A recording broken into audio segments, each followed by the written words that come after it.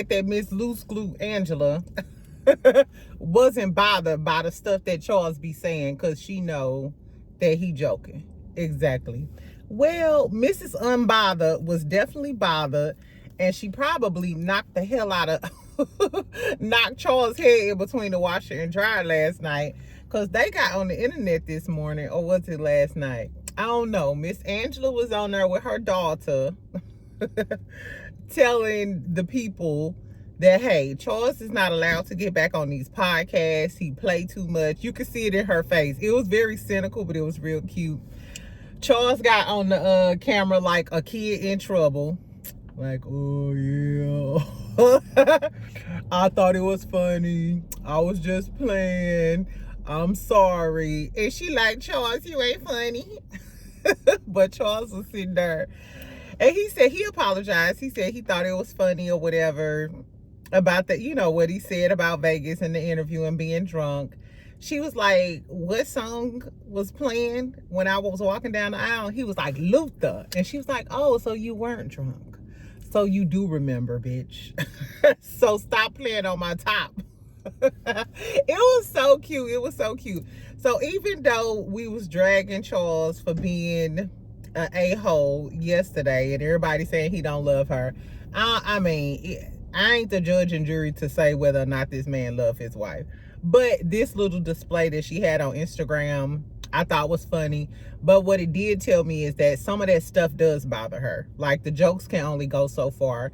And she probably checked him about it. And it was like, no, at this point, your jokes are making me look crazy out here in these streets. So I like the fact that he was man enough to come back to the internet and correct it.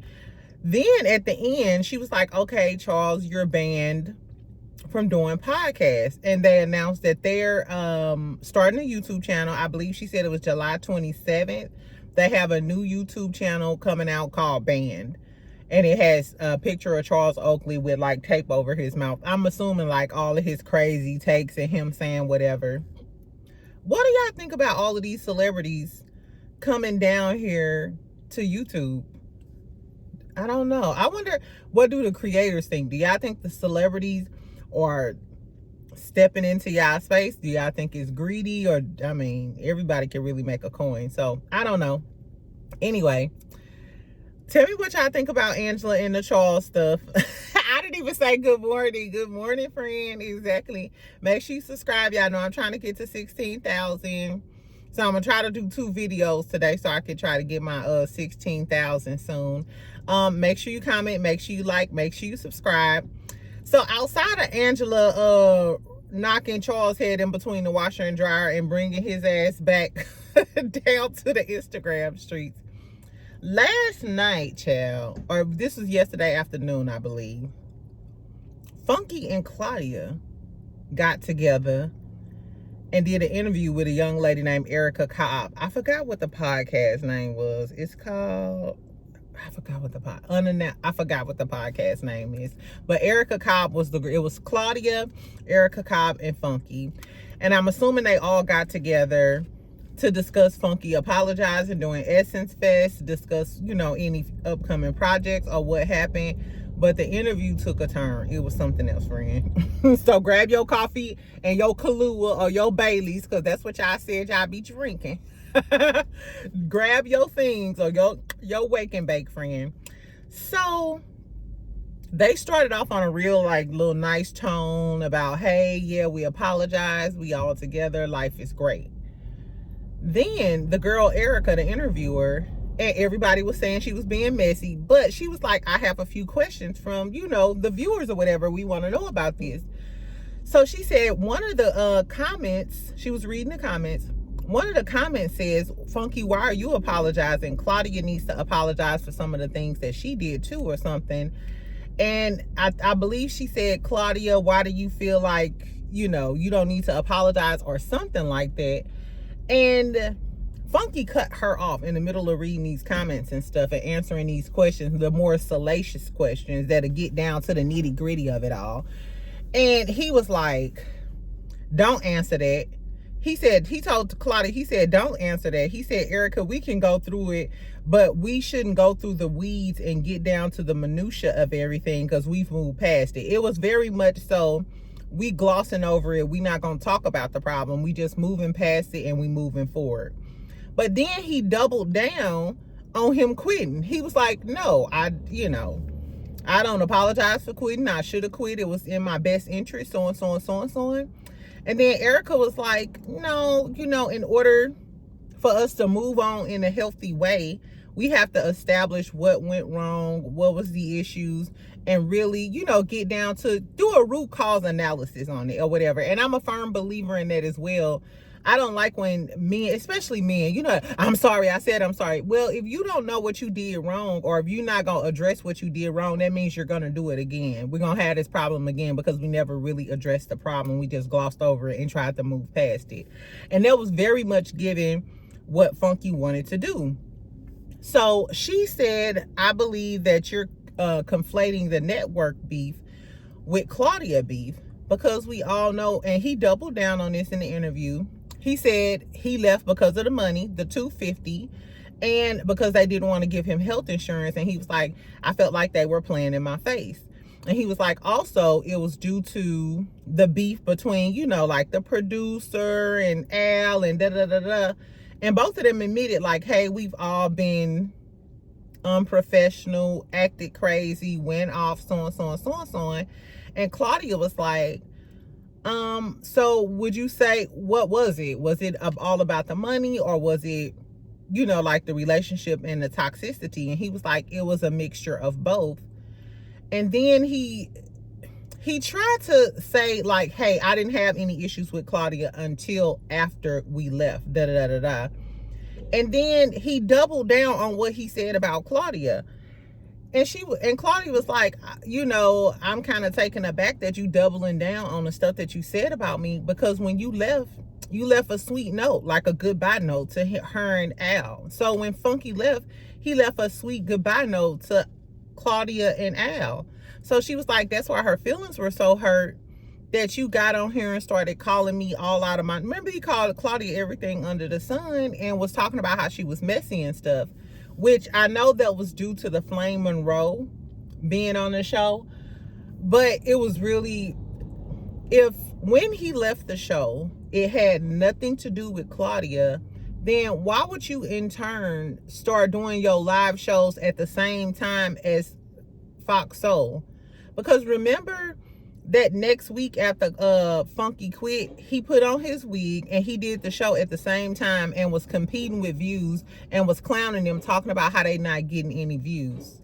So if you left on a good note with Claudia and Al, and you know that Claudia created this show, because he said that in the interview, he's like, yeah, this was Claudia's baby, she created the show, yada yada yada, then why would you try to sabotage her if she never did anything to you initially when she left the show?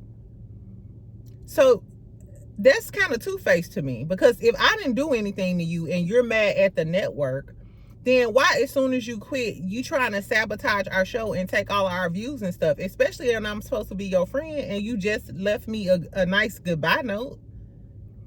And then you get mad when I bring Flame Monroe on there, but you already threw shots at me. You're literally trying to take down my show that I created. It was really crazy. It was a crazy interview. Funky didn't take any accountability. He was doubling down and standing 10 toes down on everything he said. He also told the girls, it got really cute or whatever, but he was like, because I would have had to drag both of y'all. He didn't say drag, but he was like, I would have had to read both of y'all hoes down. It was crazy, and I felt so bad for Claudia in this moment. Which I know I go back and forth with Claudia or whatever, and I have never seen Claudia look like this on a podcast. And I watch a lot of Claudia's stuff. Claudia's face looked so defeated while listening to Funky talk. You can tell she wanted him to be more transparent and have more, accountability during this time, especially when he was talking about the real issues that happened, which is what we all want to know, like really what happened outside of us knowing that Al was a messy, tacky bitch.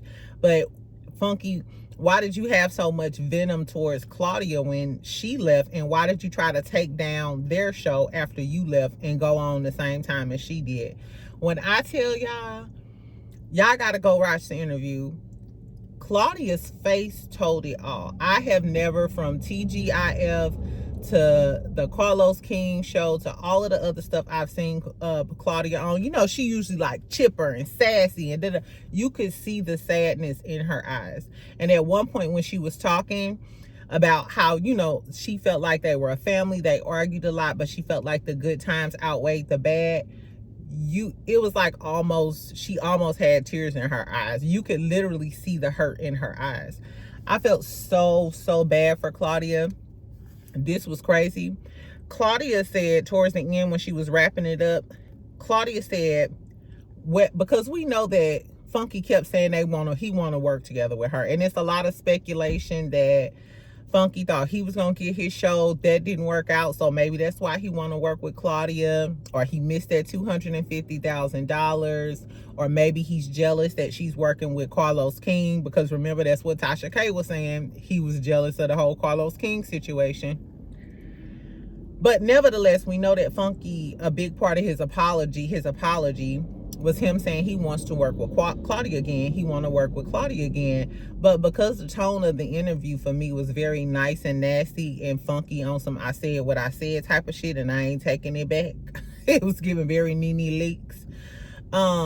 Claudia said towards the end, she was like, whether we work together, she said, whether we work together or not. And then Funky tone changed and it got soft. Well, yeah, because we had lightning in a bottle and and I was like, ain't this some manipulative ass shit? And I never pegged Funky to be a manipulative type of person or whatever. But after this interview, it was really crazy because, like I said, he had a really sassy kind of tone about himself and the whole situation. But as soon as Claudia said whether we work together or not, letting you know that, hey, I'm probably ain't gonna work with your ass no more, he softened his tone and switched it up. Y'all gotta go watch the interview. I will look for the interview clip and pin it in the comments. After this, if I was Claudia, I would definitely watch this interview again, sober, early in the morning. And I don't know. If it was me, I wouldn't trust them. If it was me, I wouldn't do it. I'm a Scorpio. I'm not a forgiving person anyway. But this interview screamed, I ain't even gonna really say it. Tell me if y'all watched the interview. Tell me what y'all think. Tell me what y'all be here for, TGIF. I'm not gonna lie, after seeing this, I don't want to see TGIF because I don't want that for Claudia. And y'all know I'll go off on Claudia. I drag Claudia too if she started dragging Portia, exactly, in my girlies. But nah, Claudia don't deserve that. She don't deserve this treatment, and I don't think Funky deserves to work with Claudia again, if I'm being honest. Anyway, so tell me what y'all think about that.